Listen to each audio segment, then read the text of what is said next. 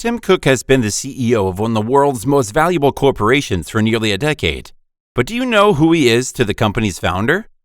The very word Apple conjures up images of two prominent figures.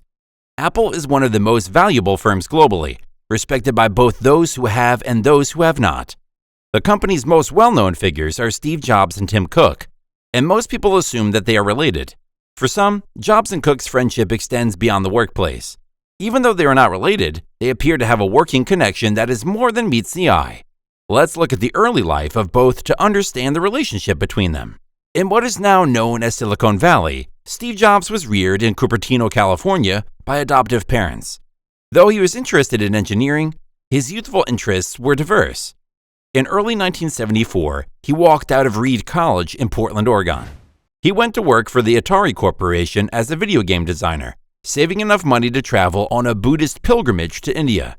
Jobs met with Stephen Wozniak, an old high school classmate working for the Hewlett-Packard Company, when he returned to Silicon Valley in 1974. Jobs recommended that they start a business together after Wozniak informed him of his progress in creating his computer logic board. They did so after Wozniak's concept was formally rejected by Hewlett-Packard in 1976. The logic board for the Apple I was developed in the Jobs family garage with funds raised from the sale of Jobs' Volkswagen minivan and Wozniak's programmable calculator. Despite having long, unruly hair and avoiding professional attire, Jobs was able to get funding, distribution, and exposure for Apple Computer, founded in 1977, the same year that he finished the Apple II.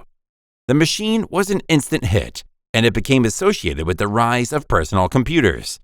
The firm had a record-breaking public stock offering in 1981, and in 1983, it became the fastest company to enter the Fortune 500 ranking of America's top corporations.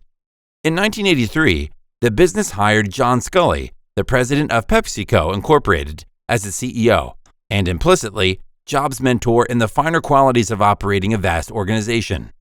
Do you want to sell sugar water for the rest of your life? The statement was clever, highlighting Jobs' near messianic faith in the computer revolution. Jobs had challenged Sculley to take the role. On November 1, 1960, Tim Cook was born in Robertsdale, Alabama. Timothy D. Cook worked at a shipyard while his mother Geraldine worked in a drugstore. Cook was rated most studious in high school and finished second in his class. He worked part-time in the drugstore and delivered the press register. Cook got his MBA at Duke University after graduating with honors as a Fuqua Scholar, a distinction given to the top 10% of a class after graduating with a bachelor's degree in industrial engineering from Auburn University. Cook worked with IBM for 12 years after receiving his MBA. He was in charge of North American and Latin American distribution and manufacturing activities. 8 years later, he worked at Compaq, the world's largest computer manufacturer. Cook was noted for his inventory expertise. Cook is cited as stating inventory is like dairy goods. No one wants to buy milk that's gone bad. As a result, inventory management may save a corporation millions of dollars. Inventory, according to Cook, is fundamentally bad. Meeting between Steve Jobs and Tim Cook. Tim Cook held various noteworthy positions at large computer businesses before joining Apple, including a 12-year stint at IBM and senior positions at Intelligent Electronics and Compaq. Cook had previously rebuffed out Apple recruiters during his tenure at Compaq, the world's largest PC vendor, but their tenacity paid off one day. Cook informed Charlie Rose in 2014 that he chose to meet with Steve Jobs at the very least. "Steve invented my business," he claimed, adding that Jobs was doing something very different. Jobs conveyed his Apple strategy and goal to the two when they first met. He outlined a device that will rock the computing industry with a design unlike any other computer ever seen. The device would become the hugely popular iMac G3.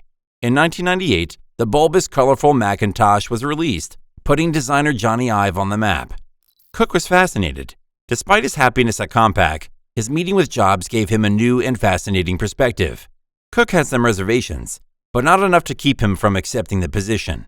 On the other hand, Cook realized that turning down a job at Apple would mean passing up an opportunity to be part of something great.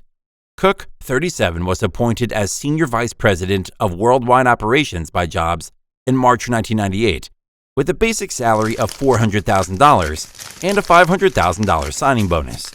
Apple was not a company where many people wanted to work at the time. Employee morale was poor, and the firm was in bankruptcy. Cook was fully aware that he was taking over a disaster. Cook ended up being one of Jobs' better selections, given the massive task of rebuilding Apple's production and distribution. He couldn't have been a more fantastic fit for Apple and Jobs personally, coming from a procurement background, Steve Jobs stepping down, and Tim Cook's elevation. After 14 years as CEO, Steve Jobs stepped down in August 2011. Joining Apple was the finest choice I've ever made, and it's been the honor of a lifetime to work for Apple and Steve for over 13 years, Tim Cook said in his first memo to staff as CEO. Apple's market capitalization was less than $400 billion at the time. Since then, it has increased sevenfold, with global active device users increasing from 135 million to over 1 billion as of March 2022. Apple has purchased over 100 firms, built an Oscar-nominated production studio, and expanded its hardware during Cook's leadership. Apple has expanded its subscription services, which began with iCloud, Apple Podcasts, and Apple Music in 2011, 2012, and 2015. Apple became the first business to reach a market valuation of $1 trillion in 2018. It was worth $2 trillion just 2 years later. Apple began switching from Intel CPUs to its M1 processors about the same time. Longer battery life, enhanced graphics, and more efficient computer performance are all possible with these high-performance CPUs. Apple's profits increased by 70% after its debut in 2020. Tim Cook's tenure as CEO has been marred by problems ranging from privacy to antitrust investigations. Apple's privacy policies came under criticism in 2021.